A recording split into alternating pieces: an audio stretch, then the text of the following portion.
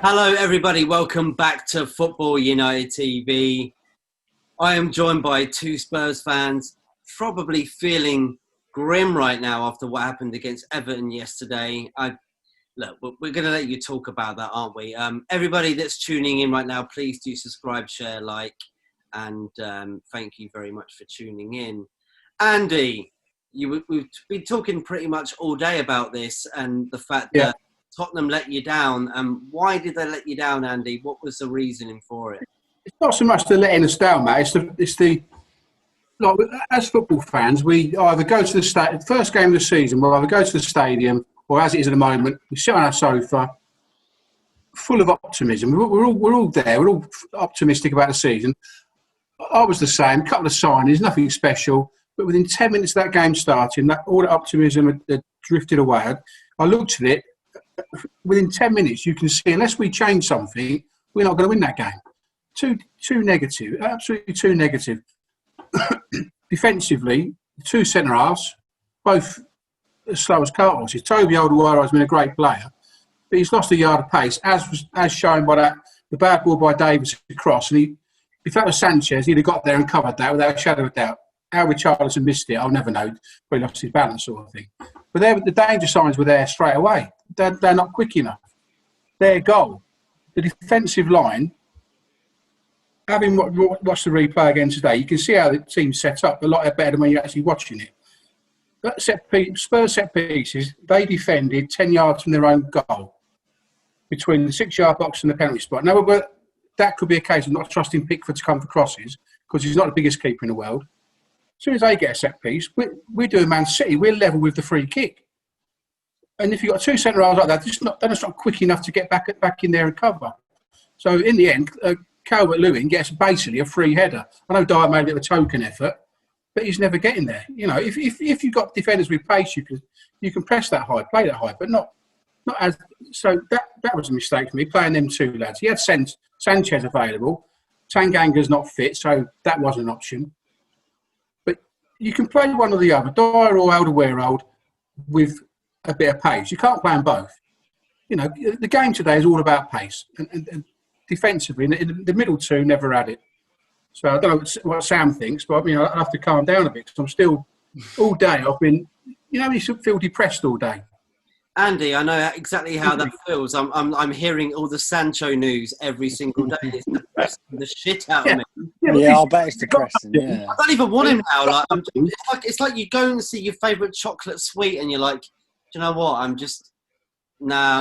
not happy with the price of it. You know, You're happy with Lingard? Why not?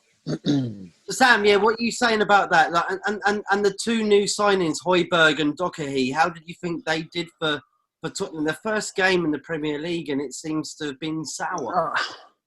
The loss itself, I don't have a problem with. It's the way we played. It was shocking from the moment kickoff. We lost the game. There was no positivity at all. There's just every 50-50, they win. Whenever there's a tiny chance to get the ball, they just give up. There was no tracking back. There was no effort to show any desire. They just didn't care. No, it's like I think it's a lot about. Fair enough, we were terrible, but fair play to Everton. They were a quality side, and they did play well. Yeah, but it doesn't excuse the way we played. We were shocking, absolutely shocking. That's the worst performance we've had in a long, long time. Fair enough, we've sort of got accustomed to the Mourinho style of play and how we expect to necessarily win games and play games. We're not going to have complete control of the ball. We're not going to be the positive side we once were on the pitch. But that performance itself is just, you can't excuse it. It's terrible, absolutely terrible. And no Spurs fan can be happy with that. I still think Mourinho is the right man. He can do us a job. But on the basis of that, you lose hope. If we keep playing like that, then I don't know where we go. I don't know where we go because that is terrible. Andy, you want to say the reasoning why this happened? Well, Sam says Mourinho's the right man, but if I was Mourinho now, I'd be really worried because you can we can all accept bad performances football-wise, and he got it wrong tactically. You can go on the training ground and put that right, can't you? But when you see the attitude of players not wanting to tackle, not wanting to run, compared to the Everton players who clearly want to play for Ancelotti, I don't think our boys want to play for him, and he'll never get that back. If that's not there, you can't go on the training ground and make them do that. You can tweak technical things, but you can't give them that desire. They've got to have that themselves, and care about what they're doing. And I'm praying it's a one-off, but I didn't see that at all yesterday, not from any player. I think the only player you can excuse really is probably Lloris, because he was at fault for nothing, so you can't blame him for anything. Højbjerg was terrible. It was shocking. We've bought well in terms of where we're lacking, but just because we've now got the depth in that position doesn't mean the position's any stronger. They're good players for cover. They're good players for the extra man. Yeah, he hasn't improved. They're not necessarily a quality player. No, he hasn't made the team better. He's added numbers to the squad. Yeah, Doherty had. There was a moment where Doherty could have scored, and he probably should have scored. It was good save. Other than that, there's not really much to go on for Doherty. They were both pretty terrible. It's their first game. I'm not going to make a judgment on them. We're saying like it's the first game. It's like Arsenal winning 3-0 against Fulham. No. Calm down, it's not abandoned ship now. Why have you even got to mention that? I had to because it's the same thing. Like the first game, winning 3-0 against either way. I don't know what you're saying. That they've won a game. They've won a game, and they're thinking they're going to win the league. We've lost a game. We're thinking about mid-table relegation fodder. Game. It's just let's calm down a little bit. We just kind of we want to look at the reasoning why that happened on the first game. Like Man United, throughout their history, have probably lost a lot of their first games and then won the league. You can never go on the first game at all. I mean, look at Richarlison as well. The balls he was fed, and I think he went past the keeper, didn't he? And he just scuffed it over the crossbar. And then he just lost his balance slightly. A tap, like a putt from a golf putt, it just needed mathematics there. And I think that you haven't had a lot of game time. But I may be wrong, but the last 7 opening games of the season, we've only won 2. So that in itself, the first game of the season, you can't go off it. That's what it is, the first game of the season. No, I get that. It was just a lack of effort. That was the main concern. The lack of, there was no desire or urgency or willingness to work for the ball. When we was 1-0 down, they looked far more likely to score again than we did to score. I don't think after we 1-0 down, I don't think we tested Pickford at all. England's number 3, and we can't even get a shot on target with him. He looked quite comfortable, didn't he? To be fair. Yeah, and it's not often Pickford looks comfortable. He flaps around a bit, quite a lot for England's number 1, supposedly. But going back to Doherty, to cut some slack with him, to be fair to him, he normally plays as a wing back with 3 centre halves. Now, for the first time for ages for him, he's in a 4 playing right back. Now he doesn't. You can't just suddenly put a player in there expecting to be at home and know what to do. Give him time. Leave Aurier there. Leave Aurier there. Sam, the way we dream of you, Andy. There, the way we play is essentially 3 at the back. So in attack, in that transition, Davies comes back to another centre half, and then Doherty is allowed to push forward. Not trying to excuse it, obviously, but in that sense, we do play with a 3. If that was the case, it clearly didn't work, did it? Yeah. I think. Why don't you play with 3 centre halves then? I'm surprised Doherty started and not Aurier. Yeah. I understand the reason why he started. He's a new player. He wants to play. Therefore, he's going to play well. But I think Aurier, the last season, Aurier was one of our best players. And he genuinely was. He's improved no end. He still has that rash side, but attacking-wise, he's decent. He does put in some good performances. And it was unfair to drop him for that first game. I understand the reason why. It's a new signing. You've got to play him.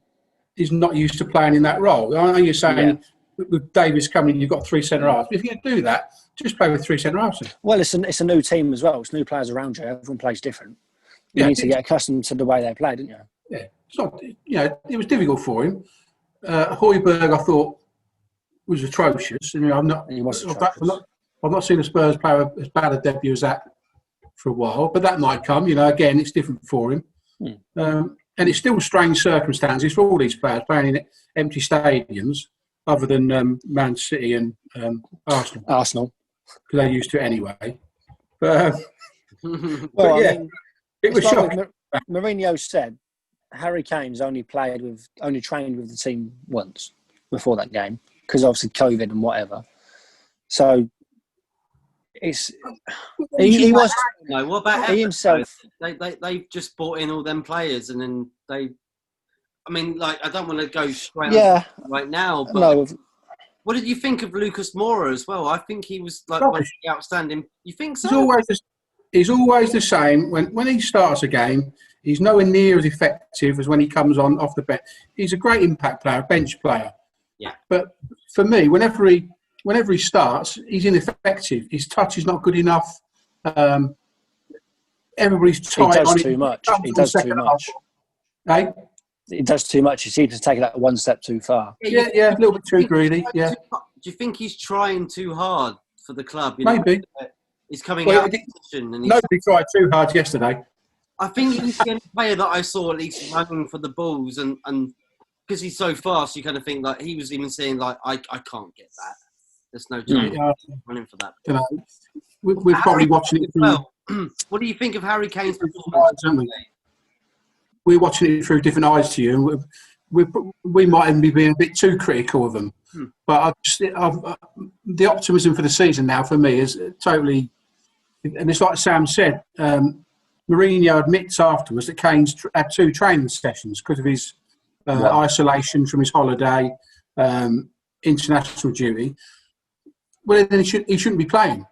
But then we've got nobody got no striker else who can play. So it goes back to the Kane syndrome again, doesn't it? I think my theory on that is well known. I'd sell him. It's not popular among most Spurs fans, but for us to progress, I think he needs to move on, and we invest his money that he'd get 100 million probably, something like that, around that figure. What's Sancho at? 108? Yeah, 180. 120, I think. €100 So surely Kane probably around the 100 million mark. Sell Kane, not a popular thing to do. Levy's not well liked anyway. That he'd be even more disliked. And spend 50 million on 2 quality strikers. Let them fight it out for the number 1 spot up front. A bit more. We can't get anybody coming of quality to back up because they know Kane. When Kane plays, we are quite reliant upon him. We know he's the main man. We know what he can do. So the second you get the ball, you think, give it to Kane. Just play it to him. I wish Sonny did yesterday when he was clean through. Oh, yeah. But the problem is with Kane, it's like you've said before, he's our best defender, he's our best midfielder, he's our best striker, and we can't afford him to be that. There are times where you think, don't work so hard. You're working too much. The one where Son passed to Dele Alli and Pickford saved it, I think Kane had cleared. He was defending the set piece.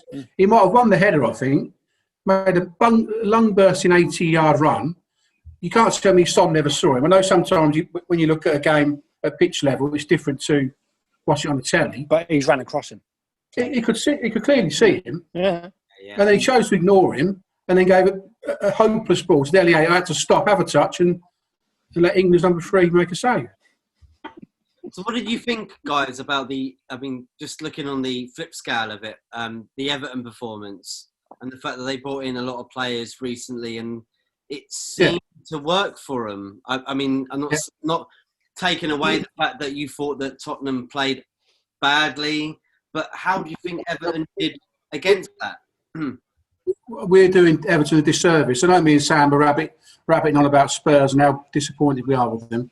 We're definitely doing Everton a disservice. They played really well. They made some great signings. But them signings are players that Ancelotti knows and trusts. People say, Rodriguez, he's beat his average, Real Madrid, all this sort of, didn't get many starts, but Ancelotti knows him very well. He's won a golden boot. You can't tell me Mourinho, it was his decision to buy Doherty and Højbjerg. He wouldn't know them players, wouldn't he, if they bit him in? That's the boy, I can't think of his name now. We've got a head of recruitment. Steve Hitchin. What's his name? Steve Hitchin. Steve Hitchin. He does that, and, you know, I can't think for a minute Mourinho would have said, go and get me Doherty and go and get me Højbjerg. He wouldn't, would he? Yeah. No, yeah. It'd be more like, this is what I've got. Yeah, look at this. We've spent £40 million on 2 players. Not even that, I don't think. Yeah, but yeah, we're doing Everton a disjustice. They did play well. They looked very organised. I certainly think they'll win more games than they lose this season. Whether they're going to push for top 4 or 5, I would doubt. Just because of the strength of the others up there. You know, when you get the likes of they're a really Chelsea. Thing, Andy. Sorry, mate. Do you think Everton had a really good defence with Yuri Mina at the back there, and the fact that they could just spread it straight out from the defence to Alan and then Rodriguez and then. The problem is we're not pressing. You know, we let them do. We let them play out from the back. You know, luckily yesterday, I know I keep having to dig at Pickford, but luckily it was him in goal because he likes to think he's in a kicking competition, doesn't he? And he look how far I can kick it. If that had been you can kick it further. Yeah, I know. But if that had been an Edison or an Allison, they'd have murdered us. He'd have played it out from the back, through the back four, through the midfield. But because Pickford was launching it long, it probably played into our hands a little bit with the 2 Carlses we had at centre half. What do you make of that, Sam? Yeah. Things we never tested the Everton defence. So, you know, we can say, oh yeah, they were quality, but they never really had a test to show they were quality. But when asked upon, yeah, they did everything right. They did what they needed to do. They've done their job. But yeah, I think just the whole Everton performance was a good performance. Solid, wasn't it? It's one of them where you watch and you think, I'm jealous. You know, you watch our performance and then you watch their performance, you think, why can't we do that? You know, I think man for man, we have the better side, potentially. But the golfing class was so different. So that's just organisation, then.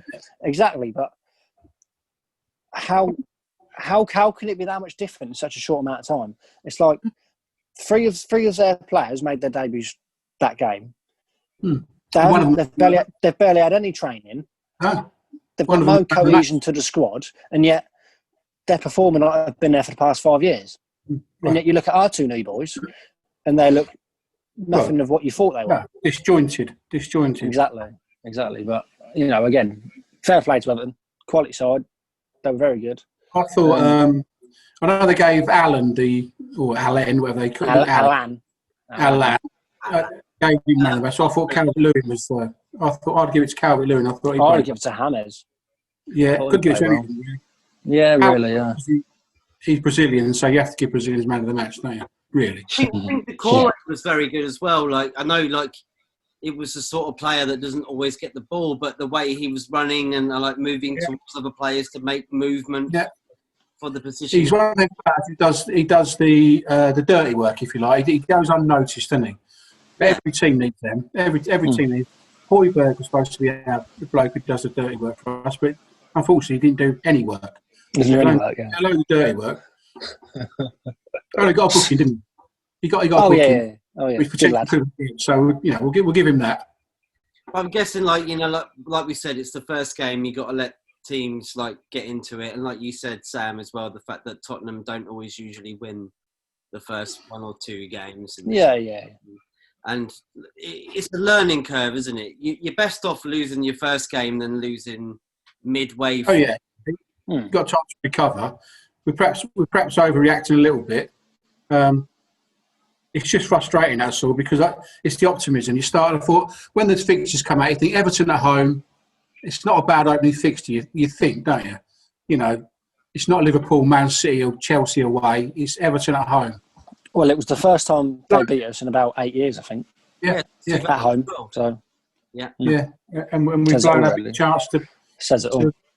big chance to get a bit of confidence and and push on from there. Now, like you say, Matt, it's only one game. We're already not panicking, but thinking, oh God, Liverpool have got 3 points in the bag. Woolwich have got 3 points in the bag. Chelsea tonight, will they? And already there's a gap appear. I know it's ridiculous, but already a 3-point gap. I'm laughing at you saying Woolwich. I just think that's great. I just don't say Arsenal. Don't say Arsenal. We find it difficult to say the A word. Yeah. Arse. Yeah. We've got a chance on Thursday to pick ourselves up and go again against the decorators of. Well, I'm not even sure what country they're from. Plodvid. I don't know. Bulgarian.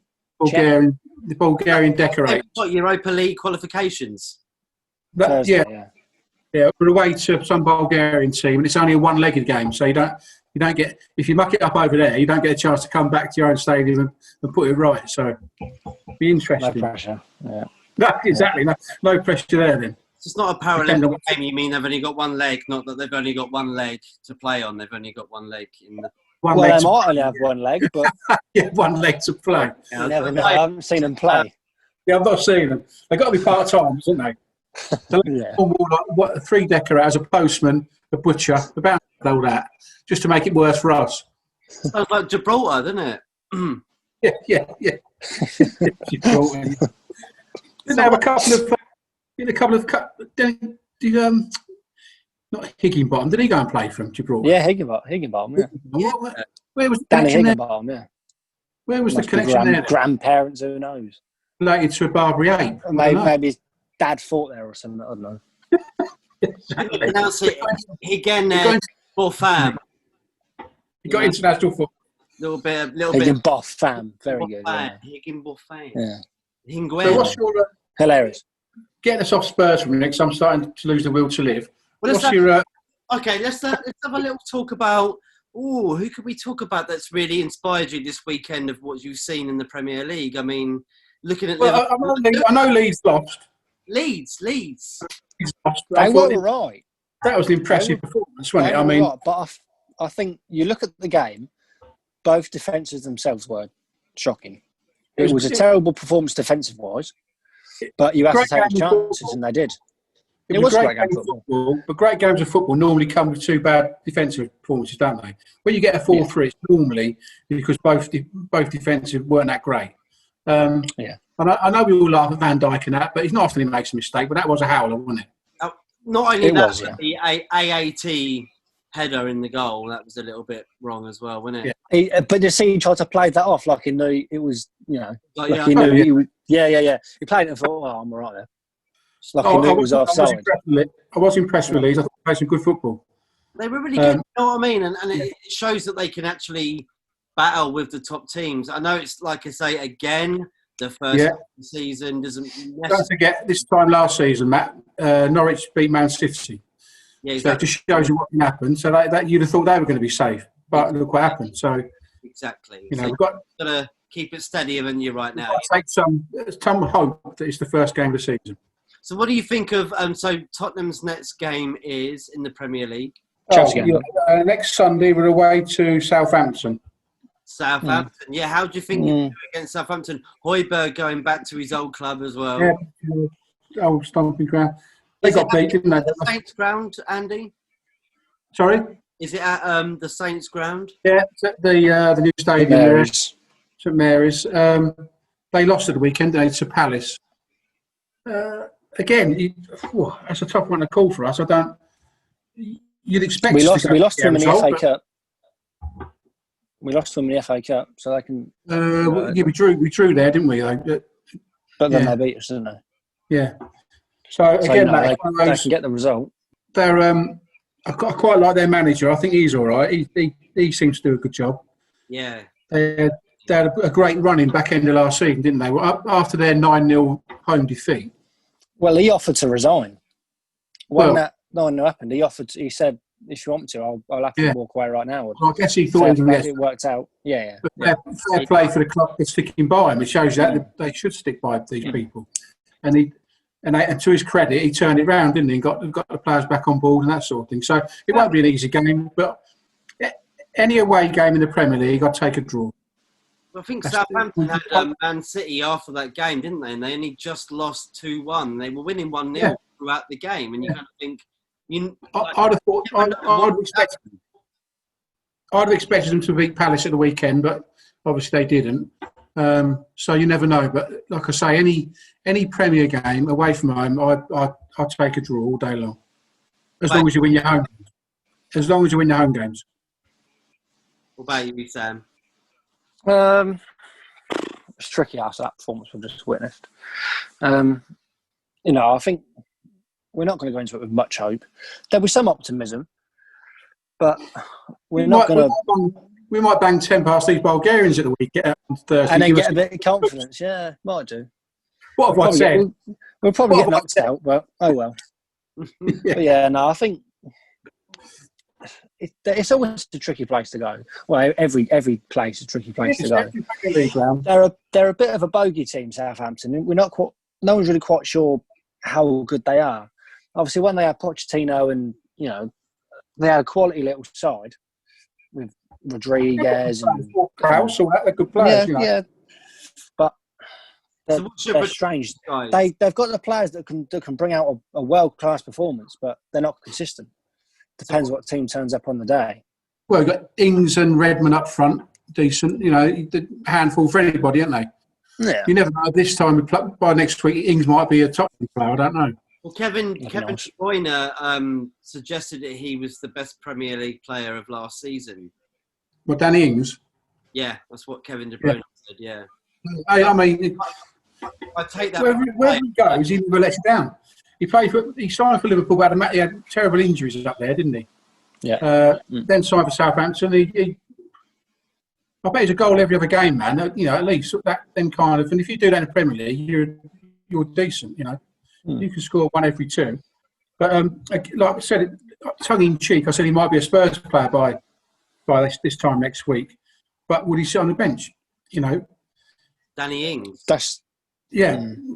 He would be great for Spurs. I think he'd be a great player. But would he sit on the bench behind Kane? I don't think he would. Why can't he play with two up front? Because it's josemourinho. Yeah, but this is the thing with Kane. He's a blessing and a curse. Yeah, it's blessing in terms of he's one of the best strikers in the world, but then it's curse because every other player knows they can't beat him to that team. I think he kind of holds us back a little bit. Yeah, certainly holds us back on recruitment. That's for sure. And I know it wouldn't. It's not popular among Spurs fans, but if I was Daniel Levy, I'd be selling him because I think the longer we leave it, he'll go at some point. The longer we leave it, his value decreases, doesn't it? Yeah. At the moment, it's 100 million. I'd say about 100 million. If he has a shocking season and gets injured again, that probably goes down by about 30 million. He seems to pick up a major injury every single season, doesn't he? He seems to, yeah. That's because he does too much. Because he plays too much, yeah. So, guys, to finish it off now, what are your predictions of this weekend's game against Southampton? Score prediction from both. I'll go 1-1 with. I'll be more than happy with 1-0. That's because of the performance we had on Saturday or Sunday. I would go 1-0 as well. That was my first thought, 1-0. I can see it being another bit of a disjointed performance, a bit wishy-washy. But I just think we'll grind out a point. Maybe nick a late goal. I can't see it being spectacular. I know there's no crowd involved, but sometimes it's easier to play away from home and set yourself up not to lose a game than it is to set yourself up to win a game. But it's a big opportunity to make a point. You know what, guys? I'm going to say a 2-0 win to Tottenham. That's what I'm going to say. Yeah. At least someone's got hope. At least someone has optimism. I was going to say that. We'll be disappointed again this weekend. Well, Man United got their first game against Crystal Palace, so I don't know how that is going to go at all. You don't want to be going down to Crystal Palace behind Sainsbury's car park. Yeah. As we know from our little tour of the football ground. No, yeah. So, guys, do you want to shout out all your social media so people can find out where you are? And what do you mean? Yeah, we can do. Well, where social media. Just shout outs, your Twitter, Andy, and all that. You know what I mean? I know he won't have any. He won't have any. Anything like that. Andy's got nothing. You can't find Andy, but you can find him on my channel. That's for sure. Or football. That's true. If you can find me, at least the police can find me. It's commercials, definitely, mate. You know what I mean? Correct. Looking at a postcode. You can find Andy on Football Talk on Facebook, can't you, with Mark and co? Yeah, you can find me on Football Talk. Yeah. There you go. And Sam, what about you, mate? You want anyone to find out where you are? Yeah. Well, Twitter and Instagram, Toony180. Bit boring, bit plain, but it does the job. Why not? We love it. Guys, thank you so much for coming on, and everybody tuning today. Football United TV, Twitter, Instagram, YouTube. Go subscribe, share, like, do what you can. We're boosting up right now. We're getting lots of people on from different clubs, and that's always good. And guys, I'm glad to have you back on as well too, because we haven't talked a little bit about. Yeah, it's been a while. So we'll come back on when we get a win. Yeah, maybe after Europa. See you next year. Yeah, just say that. It'll be a little while. I'll be in crutches. Like I'll be in a frame. All right, we do the joke. Yeah. Take care, everybody. Cheers, Matt. Cheers. There you go.